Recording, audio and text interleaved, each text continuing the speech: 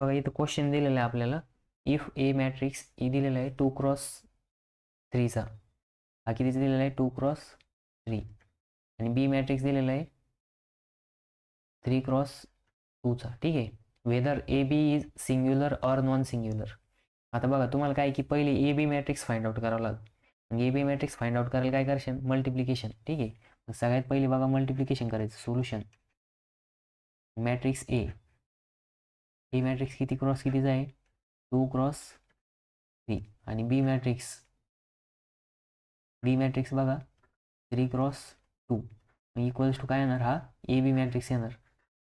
मग A B matrix किती cross किती देणार बघा. आता इथं लक्ष द्या, इथं काय आहे 3 आहे आणि इथं पण काय आहे 3 आहे, म्हणजे यांचं मल्टिप्लिकेशन पॉसिबल आहे. ठीक आहे.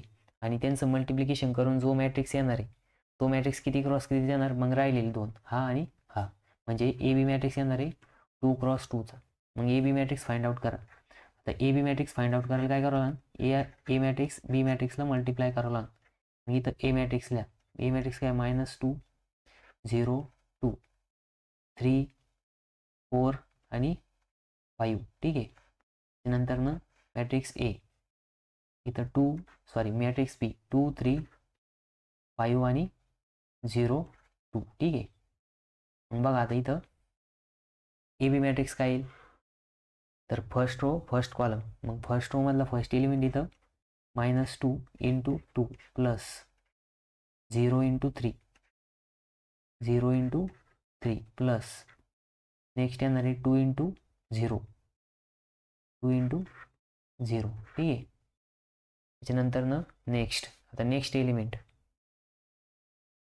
एलिमेंट काय बघा, फर्स्ट रो सेकंड कॉलम. मग फर्स्ट रो मधला फर्स्ट एलिमेंट इथं -2 × 1 प्लस 0 × 5, त्याच्यानंतर प्लस 2 ×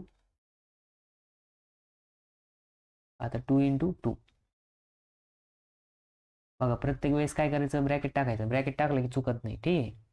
ब्रॅकेट जर नाही टाकलं तर काय होतं, मग साईन कन्व्हेन्शनमुळे तुमचं आन्सर चुकू शकतं. मॅट्रिक्समध्ये काय आहे की मल्टिप्लिकेशन आणि ॲडिशन हेच इम्पॉर्टंट आहे. त्याच्यामध्ये काय आहे की खूप जास्त कॉम्प्लिकेटेड मल्टिप्लिकेशन देत नाही ते.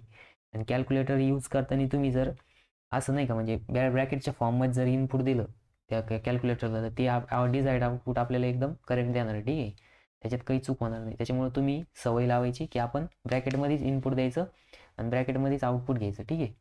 म्हणजे चुकणार नाही.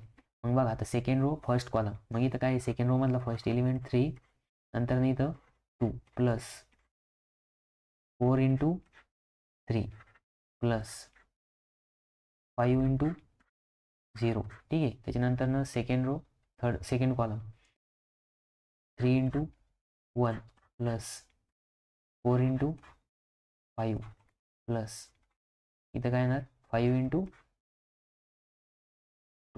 म्हणजे काय की first row first column first row second column second row first column second column. ठीक आहे. मग आता हे 4 एलिमेंट आले बघा. मग आता इथं मल्टिप्लिकेशन करा. 4 × 2 × 2 -4 प्लस 0 × 3 0 प्लस 0 × 2 0.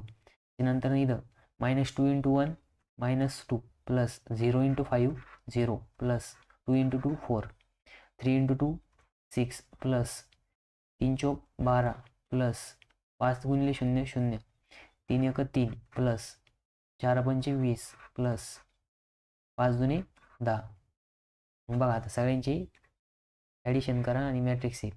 मग इथे येणार आहे -4, इथे येणार आहे 2, इथे येईल 18, इथे येणार आहे बघा आता इथं किती येईल 3 20 30 33. ठीक आहे. मग आता हा आला ए बी मॅट्रिक्स. हा काय आला ए बी मॅट्रिक्स. आता ए बी मॅट्रिक्स काय आहे की सिंग्युलर आहे का नॉन सिंग्युलर आहे.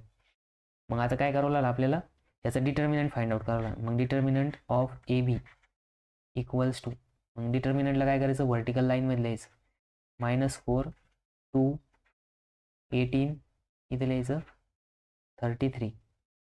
ठीक आहे. मग आता काय करायचं क्रॉस मल्टिप्लिकेशन. मग इथे येणार -4 × 33. त्याच्यानंतर नेक्स्ट -2 × 18. ठीक आहे. मग 2 × 18 करा. मग इथं काय येणार बघा, आता कॅल्क्युलेटरमध्ये करायचं. -4 × 33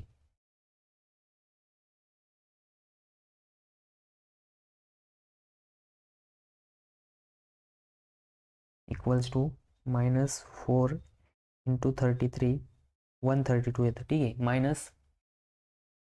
-132. आता पुन्हा मायनस 18 दुने 36 -36. मग किती येणार? -36 -132 ते येणार 168 -168. मग बघा इथं लिहायचं लास्टला determinant A B equals to -168 not equals to 0. Hence लिहायचं मग A B is non singular ठीक आहे, सिंग्युलर मॅट्रिक्स. मग ए बी कोणता मॅट्रिक्स आहे? Non singular matrix. बघा हे काय झालं, याचं सोल्युशन झालं. ठीक आहे. थोडं सरळ करू आपण.